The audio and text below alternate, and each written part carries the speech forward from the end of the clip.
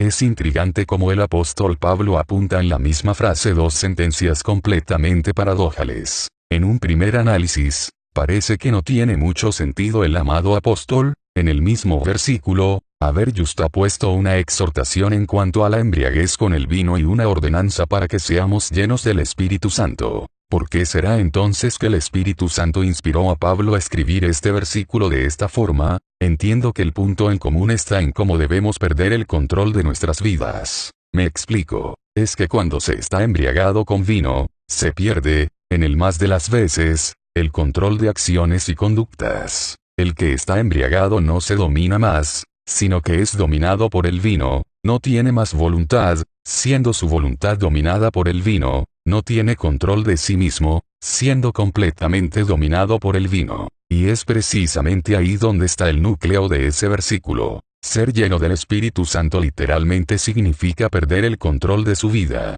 Así como en la embriaguez el embriagado no se controla, de modo análogo, el que está lleno del Espíritu ya no tiene ningún control sobre su vida, ya no decide según su voluntad, sino según la voluntad del Espíritu, ya no va a donde quiere, sino hacia donde el Espíritu dirige, ya no confía en sí mismo, pero toda su confianza está en el Espíritu Santo, ya no se controla, pero está bajo total control del Espíritu de Dios. Ser lleno del Espíritu Santo va mucho más allá de la manifestación de dones espirituales. Ser lleno del Espíritu retrata un estado de vida, alma y espíritu totalmente conectado y depende de la dirección de Dios. Significa conversar a todo tiempo y sobre todo tema con el amado Espíritu de Dios. Pero ¿por qué necesito ser lleno del Espíritu Santo? Después de todo, ver, si bien la Trinidad es una, ella se presenta en tres personas, el Padre, el Hijo y el Espíritu Santo. Cuando observamos la historia del hombre en cuanto a su relación con Dios,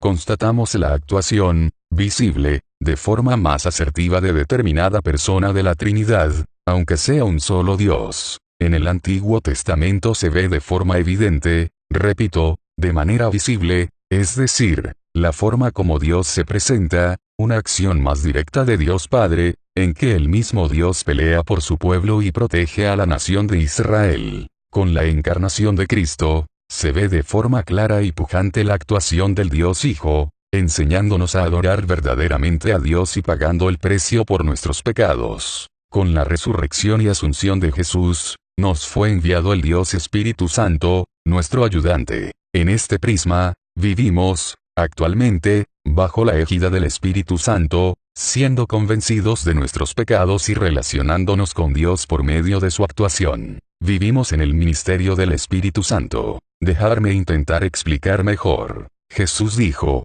y yo rogaré al Padre, y os dará otro consolador, para que esté con vosotros para siempre, a saber, el Espíritu de la verdad, el cual el mundo no puede recibir, porque no lo ve ni lo conoce, pero sabéislo, porque mora con vosotros y estará en vosotros. JN 14, 16,17, NB Chicari. Observe los tiempos verbales del pasaje destacado arriba. Jesús, hablando acerca del Espíritu Santo dice, pero ustedes lo conocen, porque vive con ustedes. Comillas. Intrigante, ¿no? Si pensamos que el Espíritu Santo aún no había sido enviado a la tierra, ya que para ello era necesario que Jesús muriese y resucitar, ¿de quién entonces Jesús estaba hablando? ¿Quién? De hecho, los discípulos conocían y habitaban con ellos. Ahora, Jesús estaba hablando de sí mismo. Era a través de la persona de Jesús que, en aquel momento, los discípulos podían ver al Espíritu Santo, dado que era el mismo Señor que habitaba en medio de ellos.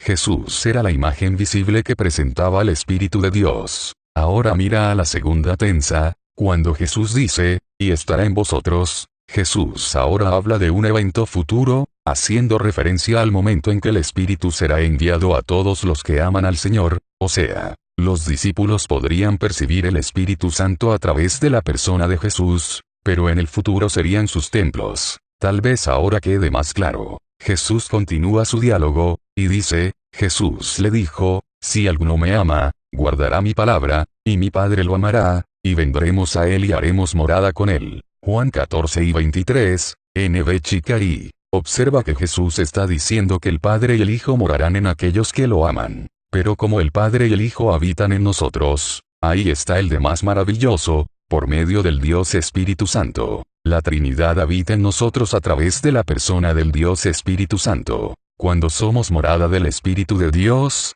tanto el Padre como el Hijo en nosotros habitan. Al llegar a ser la habitación del Espíritu Santo, pasamos a ser moldeados por Él. Ser lleno del Espíritu Santo es el estado máximo de la dependencia de Dios. Repito, es perder el control de sí mismo, pasando a ser completamente dominado y dirigido por Dios, tanto en actitudes, en cuanto a sentimientos y pensamientos. Sin embargo, necesitamos tener cuidado para no entristecer al Espíritu de Dios. Billy Graham, cierta, al llegar a una fábrica textil fue informado por el anfitrión de que determinada máquina de telar, operando miles de hilos al mismo tiempo, interrumpía sus actividades automáticamente cuando cualquiera de los miles de hilos se rompía. Para demostrar este hecho, el anfitrión rompe un solo hilo, lo que hizo que la máquina parara inmediatamente. De modo similar actúa el Espíritu de Dios. Cuando pecamos y entristezcamos al Espíritu Santo, no deja de habitar en nosotros, pero su fluir es interrumpido en nuestras vidas. Necesitamos pedir perdón al Espíritu Santo cada vez que lo entristecemos, de modo que la comunión con Él sea plenamente restablecida.